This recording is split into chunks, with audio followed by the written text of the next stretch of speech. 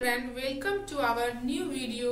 आई am Sudha Kumari और आज मैं आपके लिए न्यू साइंस प्लस क्लास 3 से चैप्टर 14 का सेकेंड वीडियो स्टार्ट करने जा रही हूँ। So let start.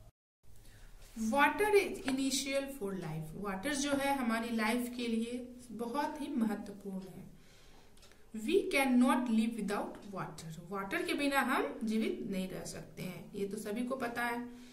Can you list 5 uses of water as shown in this picture। यहाँ आपको फील करना है कि 5 uses हम वाटर के क्या कर सकते हैं, जैसे bathing, brushing, drinking, cooking foods, washing clothes and plant में वाटर को जो हम प्लांटिंग करते हैं वाटर डालते हैं। ये सारी चीजें बहुत ही इनिशियल है, जरूरी है। Okay. States of water. We already know the 3 states of water, है ना। वाटर के 3 रूप होते हैं। फर्स्ट है सॉलिड, जो आइस के रूप में हम देखते हैं उसको, एंड लिक्विड, जो वाटर के रूप में हम इसको यूज करते हैं, पीते हैं, and gas, stems of water vapour, और भाप के रूप में।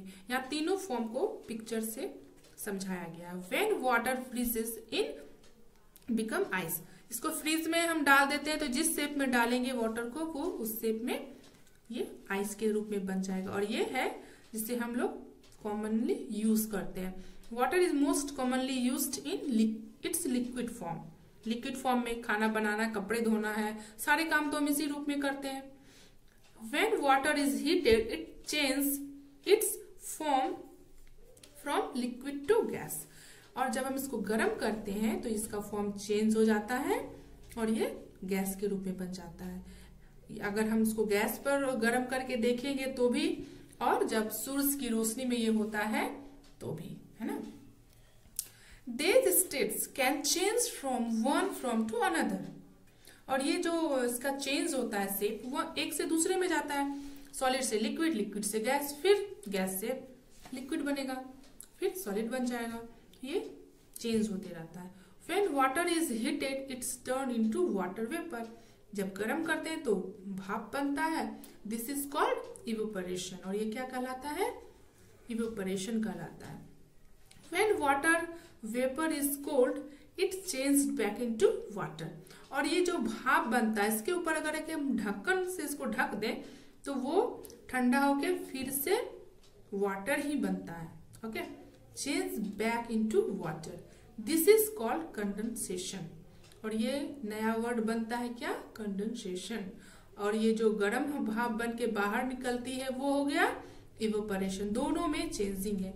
ये गर्म भाप है इवेपोरेशन, और ये गर्म भाप को जब हम ठंडे में तब्दील करते हैं, तब्दील मीन्स वो ठंडा होता है, तो ये कंडेंसेशन होता है।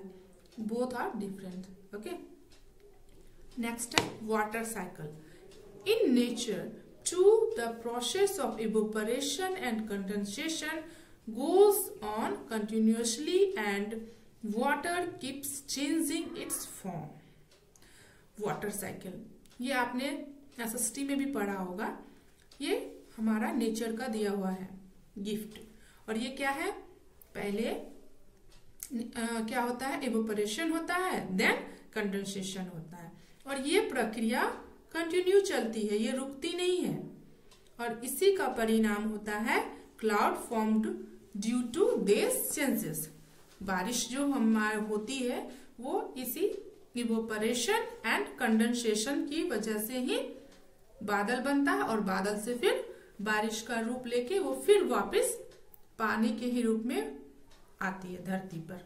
Water is present in lake, river, seas and oceans.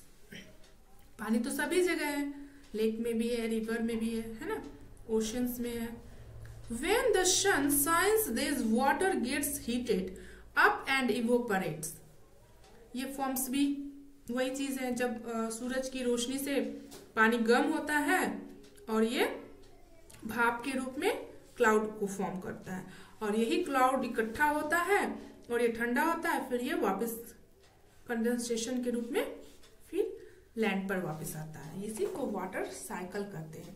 एक चक्र है, यहां से लिया, फिर यहाँ आया, फिर वो समुद्र में आया, नदी में आया, तालाब में आया, फिर यहाँ से पानी को लिया, फिर ये प्रक्रिया चलती है और ये नेचुरल है, ये किसी ने बनाया नहीं है, ये गॉड गिफ्टेड प्रक्रिया है, जिससे हमारी पानी की जो आपूर्ति है वो पूरी होती रहती है।